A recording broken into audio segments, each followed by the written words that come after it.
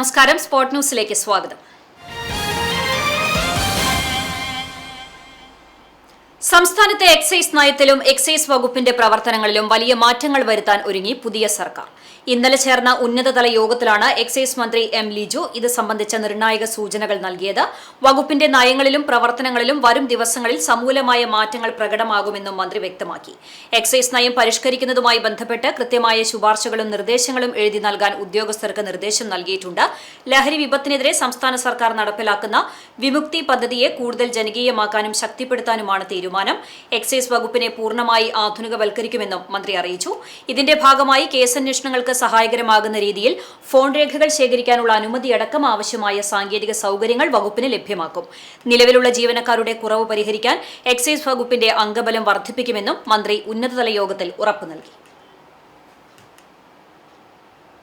Chavakkad തിരുവത്രയിൽ DCC അംഗത്തെ ആക്രമിച്ചതായി പരാതി. DCC അംഗവും കാർഷിക ബാങ്ക് പ്രസിഡന്റുമായ എച്ച്.എം. നൌഫലിനെയാണ് ആക്രമിച്ചത്. ഇന്നലെ രാത്രിയിലായിരുന്നു സംഭവം. വീട്ടിലേക്ക് വരുന്ന വഴി തിരുവത്ര കോട്ടപ്പുറത്ത് വെച്ചായിരുന്നു ആക്രമണം. ചാവക്കാട് സ്വകാര്യ ആശുപത്രിയിൽ ചികിത്സ തേടി സിപിഎം പ്രവർത്തകനാണ് ആക്രമണത്തിന് പിന്നിലെന്ന് അയാൾ പറയുന്നു. ചാവക്കാട് പോലീസ് സ്ഥലത്തെത്തി അന്വേഷണം ആരംഭിച്ചു.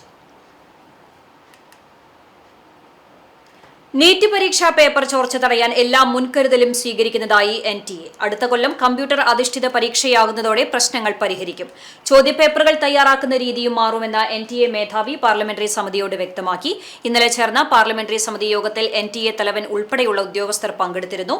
പുനഃപരീക്ഷയെ സംബന്ധിച്ച് യോഗത്തിൽ ചർച്ചയുണ്ടായി. ഇനിയുള്ള പരീക്ഷയിൽ ചോദ്യപേപ്പർ ചോർച്ച ഉണ്ടാകാതിരിക്കാനുള്ള മുൻകരുതൽ നടപടികൾ എടുത്തതായി NTA മേധാവി അറിയിച്ചു.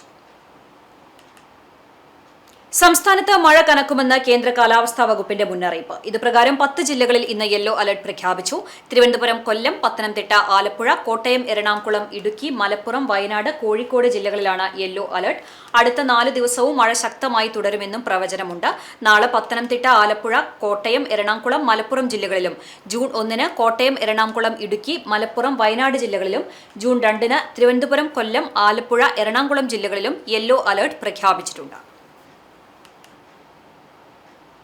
വടക്കേക്കാട് ഗ്രാമപഞ്ചായത്തിൽ 8ാം വാർഡ് 67 നമ്പർ അങ്കണവാടിയിൽ പ്രവേശനോത്സവം ആഘോഷിച്ചു. Ward member Milna Sindo, ASHA worker Sujitha, LMC അംഗങ്ങളായ ജോസഫീന, ബേബി, നീതു, രജിത എന്നിവർ നേതൃത്വം നൽകി. യുവചേതന പൂരാഘോഷ കമ്മിറ്റിയുടെ ഭാഗമായി കുട്ടികൾക്ക് പഠനോപകരണങ്ങൾ വിതരണം ചെയ്തു. കമ്മിറ്റി ഭാരവാഹികളായ അഭിനന്ദ്, കൃഷ്ണ എന്നിവർ കുട്ടികൾക്ക് പഠനോപകരണങ്ങൾ സമ്മാനിച്ചു. അംഗൻവാടി വർക്കർ സുമതി, ഹെൽപ്പർ വൃന്ദ എന്നിവർ മധുരം നൽകിയാണ് കുട്ടികളെ സ്വീകരിച്ചത്. ചരമം.